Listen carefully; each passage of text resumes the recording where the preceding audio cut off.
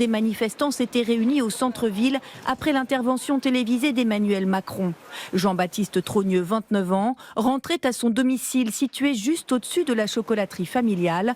L'homme, âgé de 30 ans, a été frappé à la tête, aux bras et aux jambes en marge de ce que l'agence France-Presse appelle une casserolade. Mais jusqu'où va aller cette escalade? Jusqu'où va aller cette escalade? On attend quoi? On attend qu'il y ait un mort finalement pour pouvoir pacifier un peu le pays? On atteint un niveau d'ineptie qui est insupportable pour un tel amalgame. Mais vous avez demandé... Vous n'êtes pas responsable, vous, personnellement, sur ce que fait, ce que dit votre oncle, bien évidemment. Donc là, on arrive à un niveau de bêtise humaine invraisemblable. Et je veux le dire sur le plateau de Laurence Ferrari, jusqu'où on va aller dans cette société? Mais c'est pas possible. La semaine dernière, c'était le maire de Saint-Brévin-les-Pins. Aujourd'hui, c'est un membre de la famille du président de la République. Brigitte Macron, l'épouse du président de la République, qui a confié à l'AFP qu'elle dénonçait la lâcheté, la bêtise et la violence des agresseurs de son petit-neveu. On est évidemment horrifiés, terrifiés. Rien ne justifie qu'on s'en prenne ni aux élus ni à leurs familles. Et oui, l'extrême gauche a quand même mis un climat de violence et a mis de l'huile sur le feu.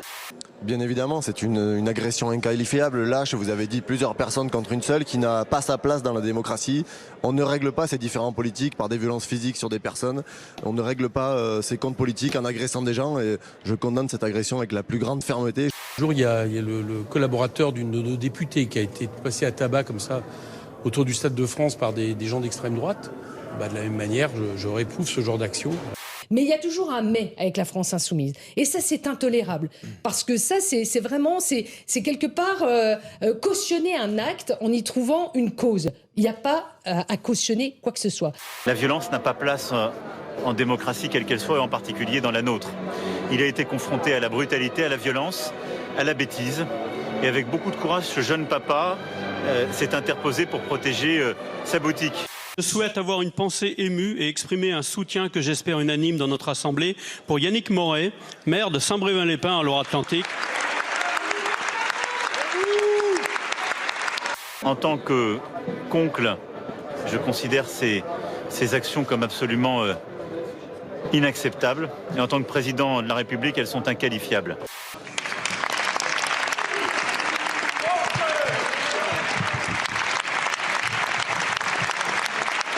Quand la façade de ma maison a été couverte d'autocollants d'Éric Zemmour et donc je savais que les partisans d'Éric Zemmour savaient où j'habitais alors que j'avais une fille de 17 ans seule à la maison à ce moment-là, oui, c'est très, très, très désagréable.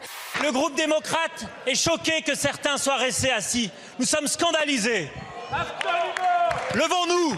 Quand on voit la médiocrité de certains élus qui prennent la parole, on n'est pas étonné. On n'est pas étonné. Avec des cas comme ça, mais plus personne ne veut s'engager.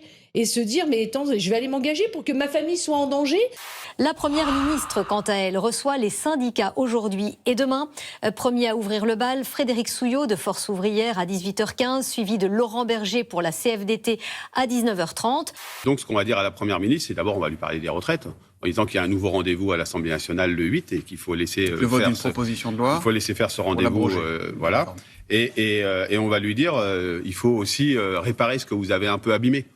Demain, ce sera au tour de François Omril pour la CFCGC, Cyril Chabagnier pour la CFTC, puis enfin Sophie Binet pour la CGT.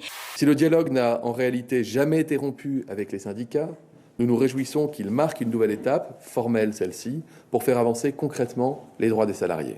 Qu'est-ce qui fait que vous croyez à l'innocence de Tariq Ramadan, monsieur Dieudonné? Qu'est-ce qui fait que vous n'y croyez pas? Si vous me donnez des arguments, un argument, je ne vous demande pas 100, je vous en demande un. C'était une journée en mer assez banale pour ce pêcheur, quand soudain... une attaque de requins-tigres au large de l'île d'Oahu dans l'archipel d'Hawaï.